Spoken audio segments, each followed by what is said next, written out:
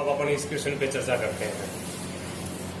हमें समुच्चय ए दे रखा है जिसमें एलिमेंट दे रखे हैं 1 2 3 4। समुच्चय बी में है 3 5 7 9। समुच्चय सी में है 7 23 47 और 79।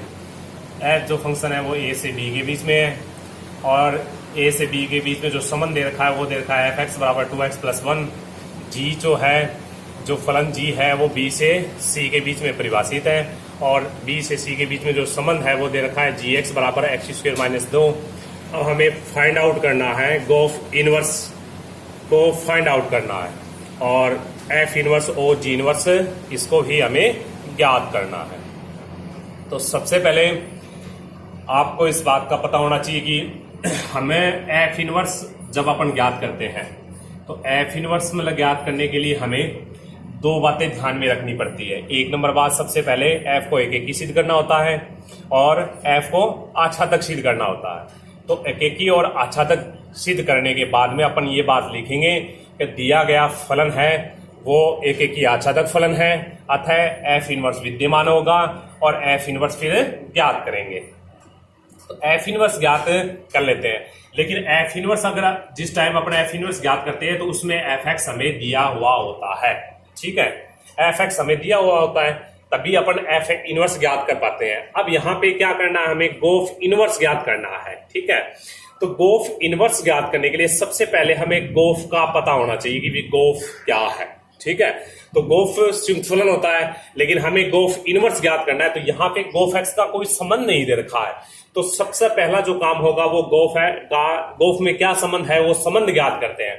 तो मैंने आपको पहले भी बताया था कि जो गोफ का जो संबंध होता है गोफ GOF गोफ ज्ञात करने के लिए हमें क्या करना होता है कि जो आगे दिया होता है यानी एफ का तो परिसर तो किसका चाहिए अपने को, एफ का चाहिए और सबसेट होगा किसका, क्या जी के प्रांत का होना चाहिए। प्रांत किसका होना चाहिए, जी का होना चाहिए। ठीक है, प्रांत लेते हैं किसका, जी का। तो अगर गोफ अगर हमें ज्ञात करना है तो गोफ ज्ञात करने के लिए हमेशा जो आगे लिखा होता है, चाहे गोफ की बात करें चाहे फोग की बात करें अपन। ठीक है, फोग में भी हमें क्या करना होगा कि आगे जो कौन सा दे रखा है, जी दे रखा है तो जी का परिसर चाहिए और एफ का क्या चाहिएगा, प्रांत, यानी जी का परिसर एफ के प्रांत का सबसेट होना चाहिए। अब हमें यहाँ पे गोफ पे काम करना है तो गोफ में जो आगे ये जो जी और एफ जो फलन दे रखे हैं इसमें सबसे आगे दे रखा है अपने को एफ दे रखा है। तो सबसे पहले एफ का क्या चाहिए, अपने को परिसर चाहिए और जी का प्रांत चाहिए और जी का एफ का जो परिसर है वो जी के प्रांत का सबसेट होना चाहिए। तो ये बात अपन देखते हैं कि भी सबसेट है या नहीं। अब अपन क्या करते हैं कि अब ये बात देखते हैं कि भी एफ क्या है, ए से बी के बीच में है। तो एफ का प्रांत कौन होता है, ए होगा और एफ का सह प्रांत कौन होगा, बी होगा और एफ का जो परिसर होगा वो किसके अंदर मिलेगा अपने को, बी के अंदर मिलेगा। इसी प्रकार से तो एफ का परिसर किसके अंदर मिलेगा, बी के अंदर मिलेगा। ठीक है, तो यानी एफ का जो परिसर है वो अपना कौन बनेगा, बी के अंदर जो समुच्चय है वो बी के अंदर मिलेगा। ठीक है, इसी प्रकार से अपना बात करें तो जी का जो प्रांत है वो कौन बनेगा, जी का प्रांत कौन है, बी है। तो अब अपने को पता है कि बी सबसेट क्या होगा, बी का सबसेट होता है। तो बी सबसेट होता है बी का, यानी कोई समुच्चय स्वयं का क्या होता है, सबसेट होता है। इसलिए अपन क्या कहेंगे कि ये जो संयुक्त फलन की जो डेफिनेशन है उसमें जो आवश्यक जो बात होती है यानी परिसर एफ है वो सबसेट होना चाहिए प्रांत जी का, ये बात सेटिस्फाई हो रही है। तो अतः अपन गोफ इनवर्स ज्ञात कर सकते हैं, गोफ ज्ञात कर सकते हैं, सॉरी गोफ इनवर्स नहीं गोफ ज्ञात कर सकते हैं। तो सबसे पहले अपन गोफ ज्ञात करते हैं। ठीक है, तो अब हमें गोफ ज्ञात करना है तो ये गोफ ज्ञात कर दिया मैंने GOF। ठीक है, तो GOF गोफ ज्ञात कर देते हैं। तो गोफ एक्स ले लिया मैंने, गोफ एक्स ले लिया तो गोफ एक्स को अपन इस प्रकार से भी लिख सकते हैं, जी लिख दिया और एफ एक्स लिख दिया। ठीक है, तो जी एफ एक्स लिख दिया।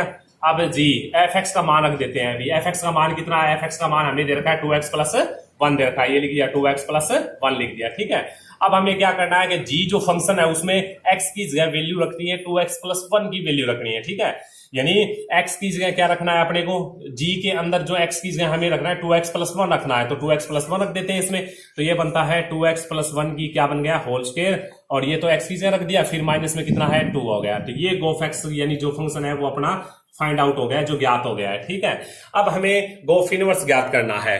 अब हमें क्या करना है, गोफ इनवर्स ज्ञात करना है। इसके लिए क्या करते हैं कि सबसे पहले देखिए इसको थोड़ा सा और हल कर लेते हैं। तो गोफ ले लिया, गोफ एक्स ले लिया और इक्वल में इसका होल स्क्वायर खोल देते हैं तो ये हो गया 4x² प्लस में क्या बचा अपना 4x 4x² plus 4x plus 1 होता है, प्लस 1 और -2 से दोनों का ऐड करके अपने सरल करें तो -1 होता है, ठीक है, -1। ये जो टोटल कुल मिला के गोफ का जो फलन है ना ये बनता है, ठीक है।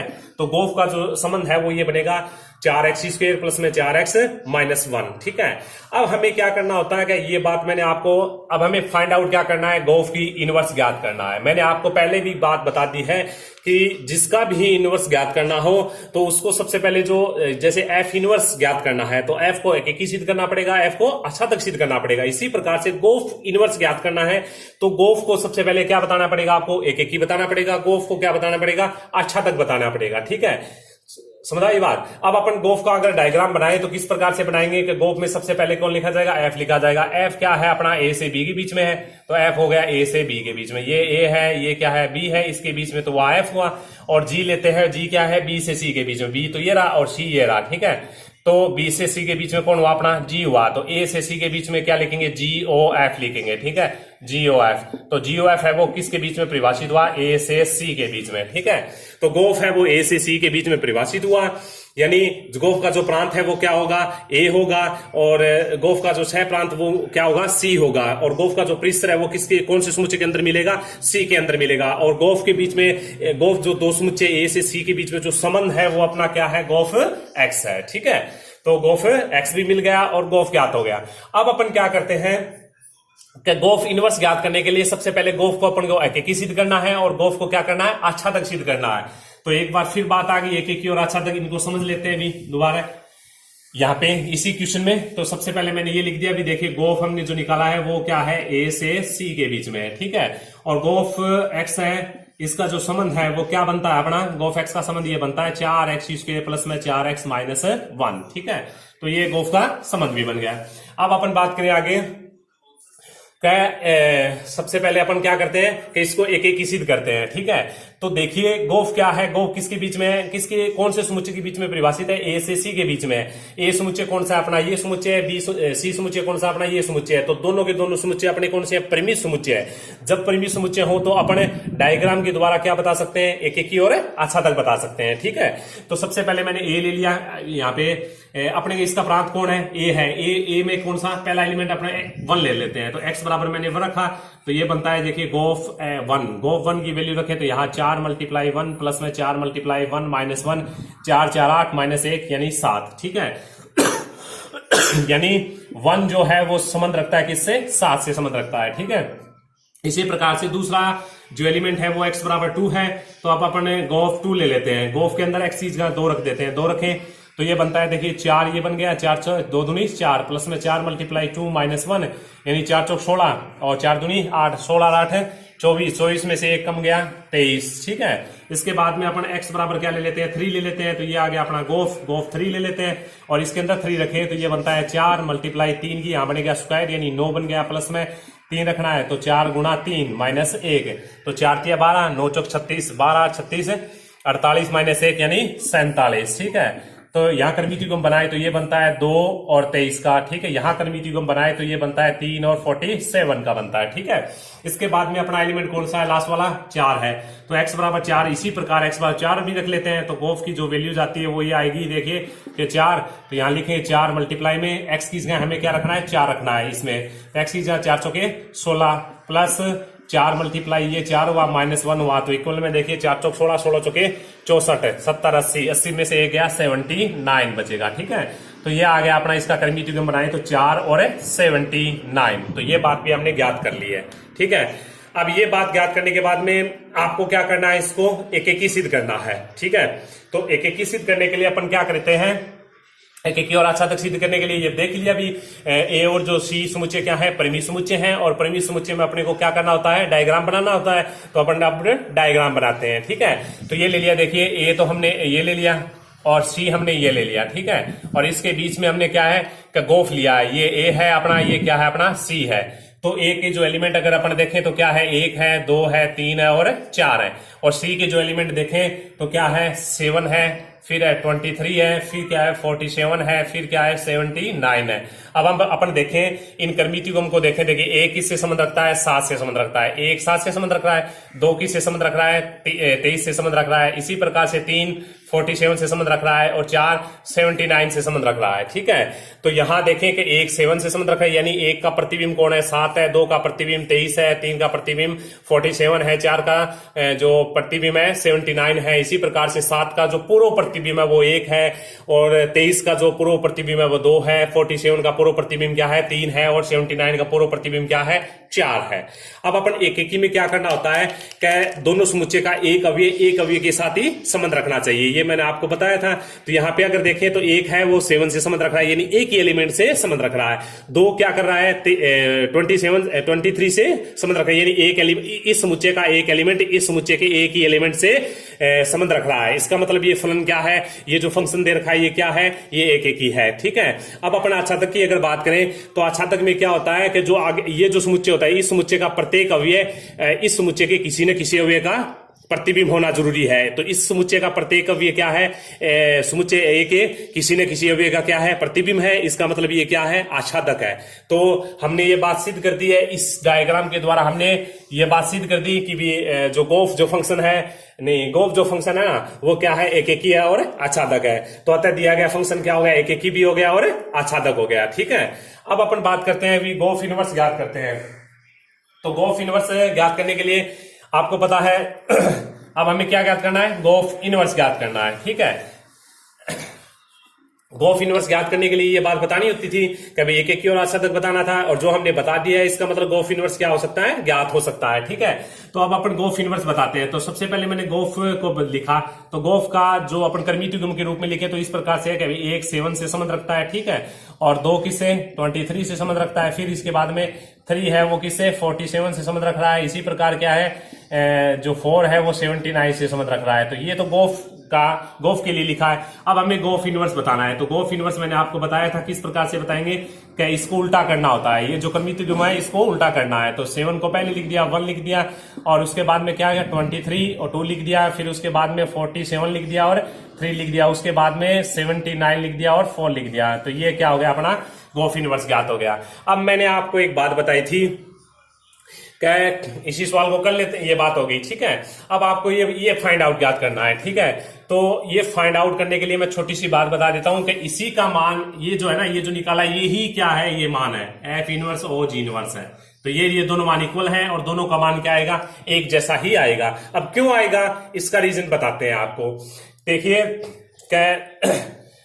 ये बात हमने कर ली है, गोफ के बारे में हमने पढ़ लिया है। ठीक है, गोफ क्या है, एक की और आच्छादक है, ये बात मैंने बता दी थी। अब देखिए सबसे पहले मैं एफ की बात करें अपन, तो एफ का अगर अपन संबंध बनाए, यानी एफ क्या है, ए से बी के बीच में, एफ का प्रांत कोण है 1 है।